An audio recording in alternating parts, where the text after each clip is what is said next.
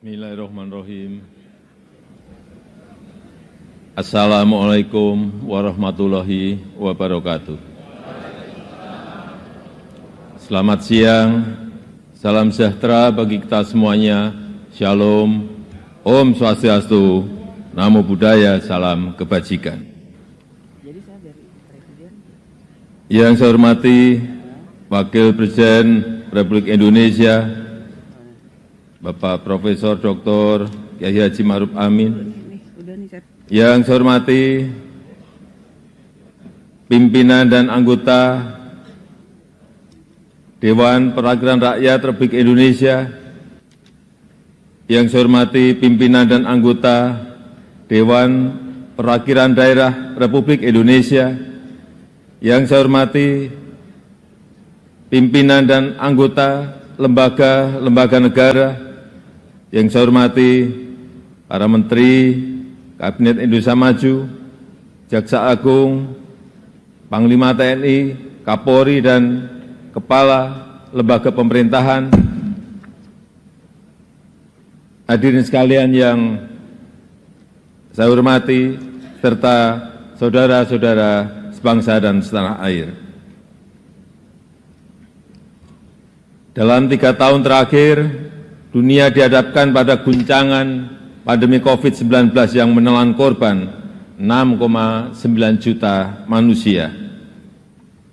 Alhamdulillah, negara kita Indonesia telah berhasil mengatasi tantangan besar tersebut akibat pandemi dengan hasil yang sangat baik. Bahkan Indonesia menjadi salah satu negara yang berhasil menangani krisis kesehatan dan memulihkan ekonomi dengan cepat dan baik. Dan pertumbuhan ekonomi selama 7 kuartal terakhir sejak akhir 2021 secara konsisten berada di atas 5%. Tingkat pengangguran berhasil diturunkan dari 6,26% pada Februari 2021 menjadi 5,45% pada Februari 2023. Sementara tingkat kemiskinan juga terus menurun menjadi 9,36% pada Maret 2023. Begitu juga dengan kemiskinan ekstrim yang turun dari 2,04% pada Maret 2022 menjadi 1,12% pada Maret 2023. Pemulihan ekonomi yang cepat dan kuat telah membawa Indonesia naik kelas, masuk kembali ke dalam kelompok negara berpendapatan menengah atas di tahun 2022. Pemulihan ekonomi Indonesia terus berlanjut.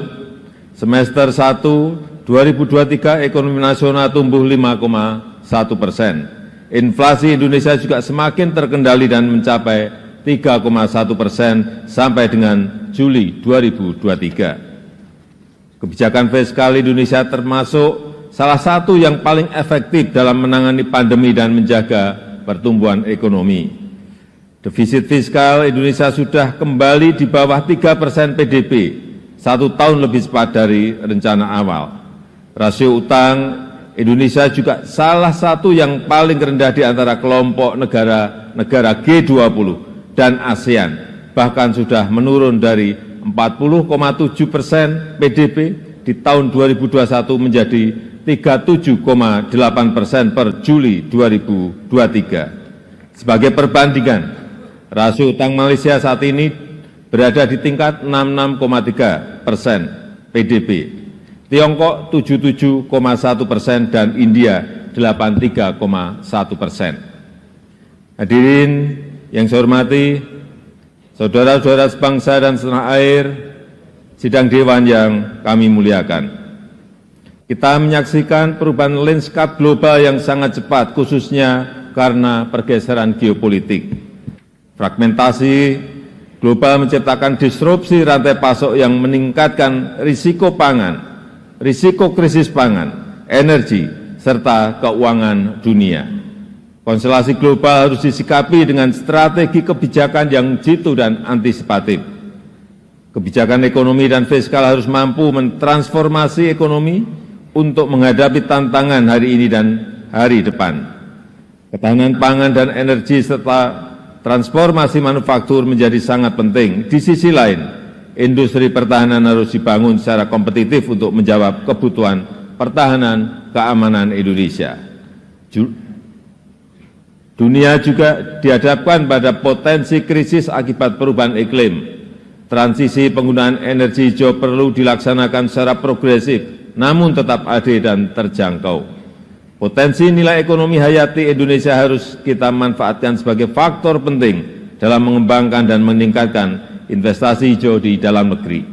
Selain itu, perkembangan digitalisasi dan artificial intelligence diperkirakan akan mendominasi kehidupan perekonomian dunia termasuk di Indonesia. Disrupsi ini harus dihadapi dengan strategi yang tepat. Pembangunan kualitas sumber daya manusia, infrastruktur fisik dan non-fisik terkait dengan teknologi informasi harus ditingkatkan. Struktur penduduk muda akibat bonus demografi kita manfaatkan secara maksimal. Transformasi ekonomi terus dilanjutkan untuk meningkatkan daya tarik investasi dan pembukaan lapangan kerja yang layak secara masif. Partisipasi Indonesia dalam rantai pasok global khususnya pada sektor berteknologi tinggi dan ramah lingkungan harus terus kita dorong. Perbaikan kualitas sumber daya manusia menjadi faktor utama transformasi ekonomi. Pembangunan kualitas SDM yang sehat, produktif, dan inovatif juga menjamin inklusivitas serta keadilan terus dilakukan. Maka upaya menghapus kemiskinan ekstrem, stunting, dan pembangunan daerah terpencil harus berhasil. Oleh karena itu, seluruh tantangan global dan nasional harus kita jawab dengan tepat dan efektif. Peran APBN sangat penting dan strategis dalam mendukung, memfasilitasi, serta menentukan arah kebijakan ekonomi, sosial, dan daya saing pertahanan dan keamanan nasional. Kebijakan fiskal ke depan dirancang dengan tujuan mengakselerasi target dan prioritas pembangunan nasional. Agenda transformasi ekonomi termasuk hilirisasi sumber daya alam, baik hasil tambang maupun pangan akan terus dilanjutkan. Perlindungan dan perbaikan kesejahteraan masyarakat khususnya yang berpendapatan rendah juga akan tetap menjadi fokus penting untuk menopang perbaikan struktural secara fundamental. Hadirin yang saya muliakan serta Bapak Ibu Saudara-saudara sebangsa setanah air, mempertimbangkan potensi perekonomian yang kita miliki serta dengan tetap memperhitungkan risiko-risiko yang akan datang, maka asumsi dasar ekonomi makro sebagai landasan penyusunan RAPBN 2024 adalah sebagai berikut.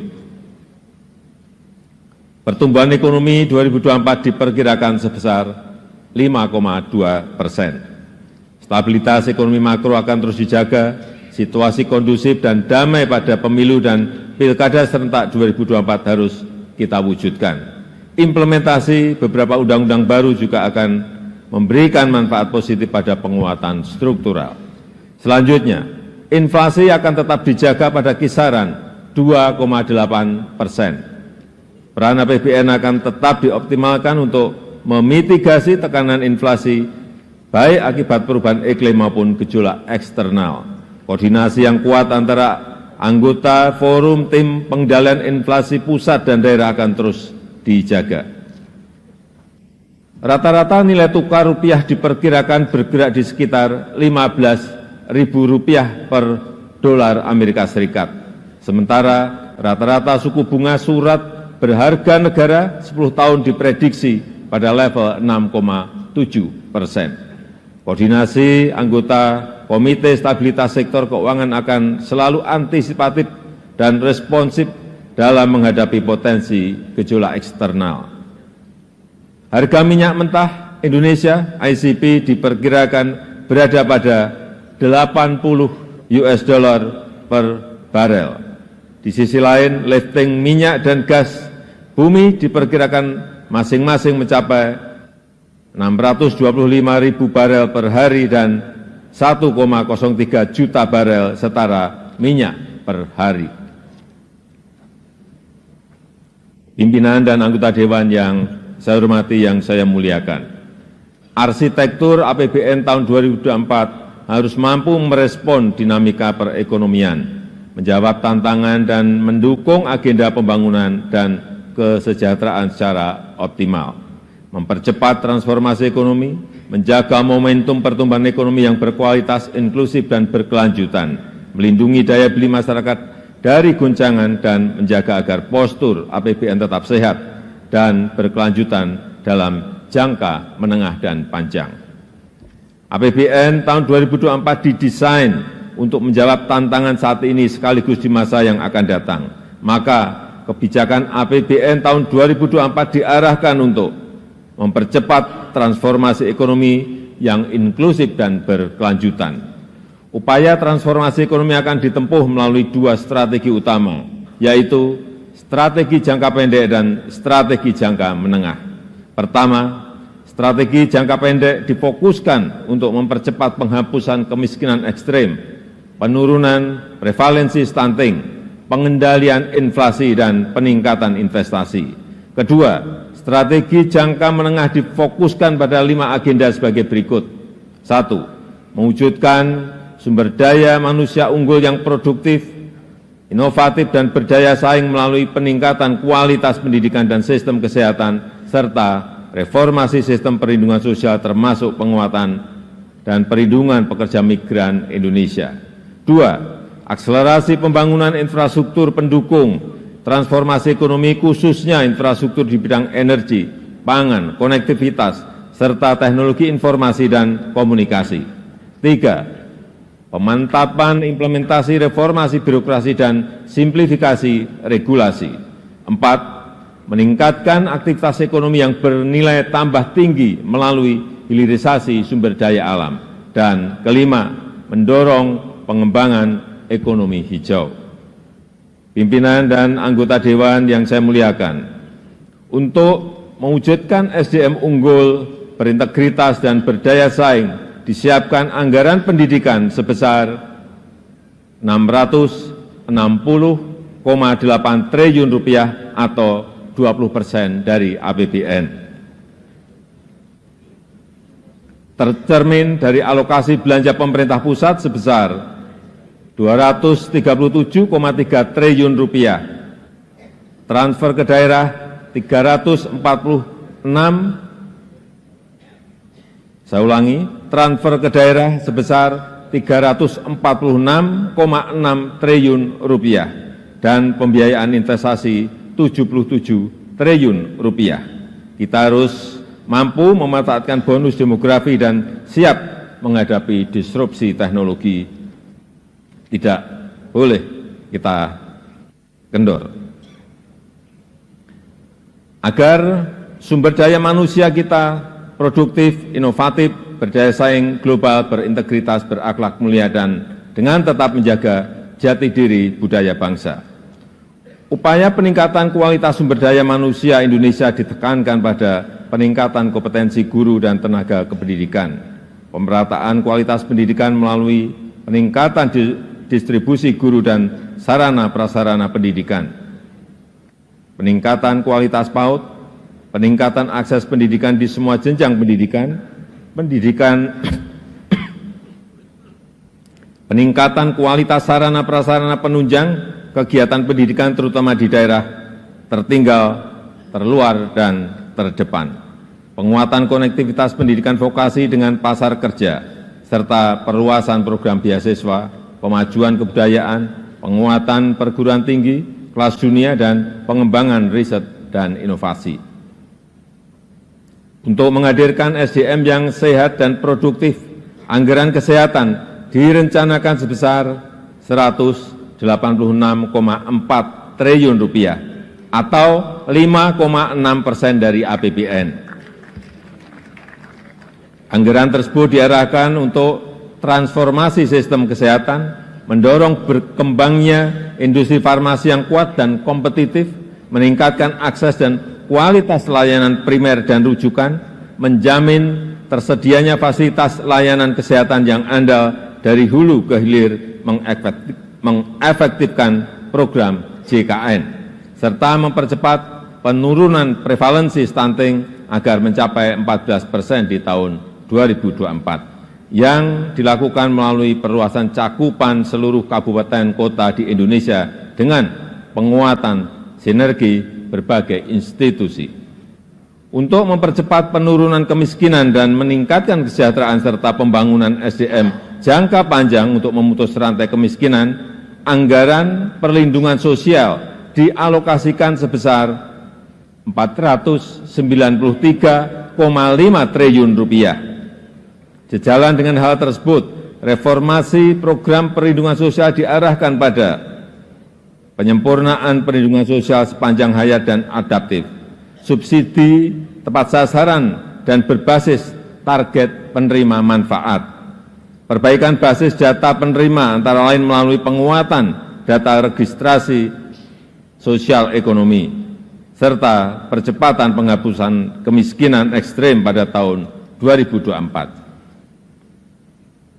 Untuk mendorong produktivitas, mobilitas, dan konektivitas serta pemerataan yang berkeadilan, anggaran infrastruktur dialokasikan sebesar Rp422,7 triliun yang diarahkan untuk penguatan penyediaan pelayanan dasar, peningkatan produktivitas melalui infrastruktur konektivitas dan mobilitas, peningkatan jaringan irigasi melalui pembangunan bendungan, saluran irigasi primer, sekunder, dan tersier, penyediaan infrastruktur di bidang energi dan pangan yang terjangkau dan berkelanjutan, pemerataan akses teknologi informasi dan komunikasi, serta mendukung proyek-proyek strategis termasuk pembangunan IKN. Strategi transformasi ekonomi di bidang ketahanan pangan dialokasikan sebesar Rp108,8 triliun yang diprioritaskan untuk peningkatan ketersediaan, akses, dan stabilisasi harga pangan, peningkatan produksi pangan domestik, penguatan kelembagaan petani, dan dukungan pembiayaan serta perlindungan usaha tani, percepatan pembangunan dan rehabilitasi infrastruktur pangan, serta pengembangan kawasan food estate, dan penguatan cadangan pangan nasional. Untuk mendorong agar aktivitas ekonomi bernilai tambah tinggi, diantaranya dilakukan dengan mendorong hilirisasi sumber daya alam. Dukungan fiskal telah diberikan berupa insentif perpajakan dan berbagai insentif fiskal lainnya. Selama ini telah diberikan dukungan terhadap pengembangan kendaraan bermotor listrik berbasis baterai. Hal ini untuk mendorong percepatan transformasi ekonomi untuk penciptaan nilai tambah yang tinggi, perluasan kesempatan kerja, dan penggunaan energi yang ramah lingkungan sehingga dapat menurunkan emisi serta efisiensi subsidi energi. Untuk menjaga agar pelaksanaan transformasi berjalan efektif, maka reformasi birokrasi harus terus diperkuat. Pelaksanaan reformasi birokrasi harus dijalankan secara konsisten dan berhasil guna. Perbaikan kesejahteraan, tunjangan, dan remunerasi ASN dilakukan berdasarkan kinerja dan produktivitas. RAPBN 2024 mengusulkan perbaikan penghasilan berupa kenaikan gaji untuk ASN pusat dan daerah TNI Polri sebesar 8%, dan kenaikan untuk pensiunan sebesar 12%, yang diharapkan akan meningkatkan kinerja serta mengakselerasi transformasi ekonomi dan pembangunan nasional. Industri pertahanan keamanan juga terus didorong agar maju dan mandiri dengan dukungan APBN, antara lain dimanfaatkan untuk pemenuhan kebutuhan alutsista secara bertahap dengan didukung industri pertahanan di dalam negeri untuk memenuhi kebutuhan pokok minimum. Pimpinan dan anggota Dewan yang saya muliakan, pemerintah juga terus mendorong agar sinergi pusat dan daerah semakin baik. Untuk itu, kebijakan transfer ke daerah diarahkan semakin berkualitas dan memberi manfaat nyata bagi masyarakat melalui langkah-langkah sebagai berikut. 1. Harmonisasi belanja pusat dan daerah, terutama dalam upaya mendukung program prioritas nasional termasuk transformasi ekonomi. 2. Mempertajam pengelolaan dan penggunaan transfer ke daerah, terutama untuk meningkatkan kualitas pelayanan publik dan pembangunan daerah yang inklusif. 3. Meningkatkan kemandirian fiskal daerah melalui penguatan perpajakan daerah dengan tetap menjaga iklim investasi, kemudahan berusaha serta mendorong pembiayaan daerah sebagai sumber pendanaan APBD. Pimpinan dan anggota Dewan yang saya hormati, untuk menjalankan agenda pembangunan tersebut, pendapatan negara pada tahun 2024 didorong lebih optimal dengan tetap menjaga iklim investasi, keberlanjutan dunia usaha, dan kelestarian lingkungan. Optimalisasi penerimaan pajak ditempuh dengan pertama, menjaga efektivitas reformasi perpajakan untuk perluasan basis pajak, peningkatan kepatuhan, dan penggalian potensi. Kedua, implementasi sistem inti perpajakan serta perbaikan tata kelola dan administrasi perpajakan. Yang ketiga, implementasi nomor induk kependudukan sebagai nomor pokok wajib pajak dalam rangka meningkatkan rasio perpajakan. Yang keempat, pemberian berbagai insentif perpajakan yang tepat dan terukur diharapkan mampu mendorong percepatan pemulihan dan peningkatan daya saing investasi nasional, serta memacu transformasi ekonomi. Untuk peningkatan PNBP, terus dilakukan melalui perbaikan proses perencanaan, pelaporan dengan menggunakan teknologi informasi yang terintegrasi, penguatan tata kelola dan pengawasan, optimalisasi pengelolaan aset dan sumber daya alam, serta mendorong inovasi layanan dengan tetap menjaga kualitas dan keterjangkauan layanan. Dengan kebijakan fiskal yang ekspansif, pemerintah menjaga pembiayaan tetap prudent, tetap hati-hati, inovatif, dan berkelanjutan melalui pengembangan skema KPBU, termasuk penguatan peran BUMN, BLU, lembaga pengelola investasi, dan badan penugasan khusus. Peningkatan efektivitas pembiayaan investasi, khususnya kepada BUMN dan BLU, yang diarahkan untuk penyelesaian infrastruktur strategis pusat dan daerah, serta sinergi pembiayaan dan belanja. Pembiayaan investasi untuk peningkatan akses pembiayaan bagi masyarakat berpenghasilan rendah, UMKM dan ultra mikro, pemanfaatan saldo anggaran lebih untuk menjaga stabilitas ekonomi dan antisipasi ketidakpastian, serta peningkatan pengelolaan manajemen kas yang integratif untuk menjaga bantalan fiskal yang andal dan efisien. Hadirin yang saya hormati, sidang Dewan, saudara-saudara sebangsa dan setanah air, untuk mendukung transformasi ekonomi dan agenda pembangunan serta melindungi masyarakat dari goncangan, postur APBN 2024 harus tetap sehat. Reformasi fiskal terus dilakukan secara komprehensif, baik optimalisasi pendapatan dan melanjutkan penguatan belanja berkualitas serta pembiayaan inovatif dan dikelola secara hati-hati. Dengan mencermati tantangan dan agenda pembangunan serta upaya reformasi fiskal yang komprehensif, maka postur RAPBN 2024 sebagai berikut.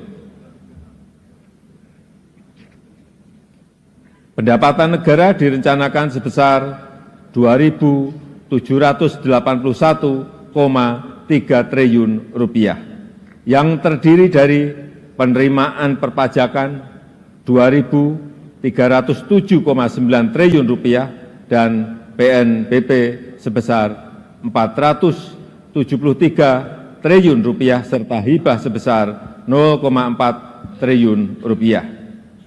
Belanja negara dialokasikan sebesar 3.304,1 triliun rupiah, yang terdiri dari belanja pemerintah pusat sebesar 2.446,5 triliun rupiah dan transfer ke daerah sebesar 857,6 triliun rupiah.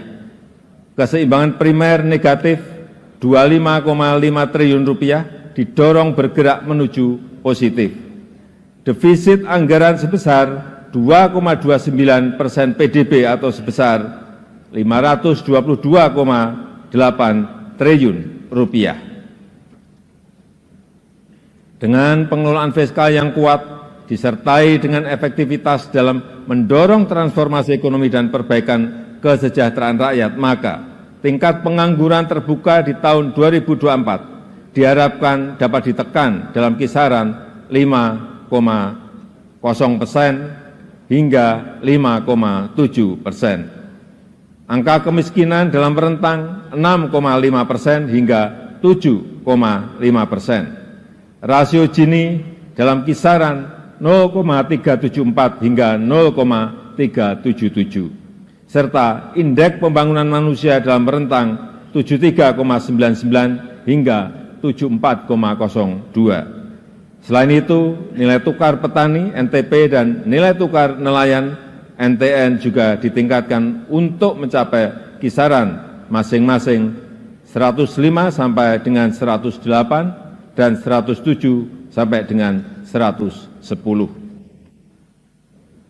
Hadirin yang saya muliakan, demikianlah keterangan pemerintah atas rancangan undang-undang tentang anggaran pendapatan dan belanja negara tahun anggaran 2024 beserta nota keuangannya. Besar harapan kami, pembahasan RAPBN tahun 2024 dapat dilakukan secara konstruktif demi mewujudkan Indonesia maju berdasarkan Pancasila dan Undang-Undang Dasar 1945.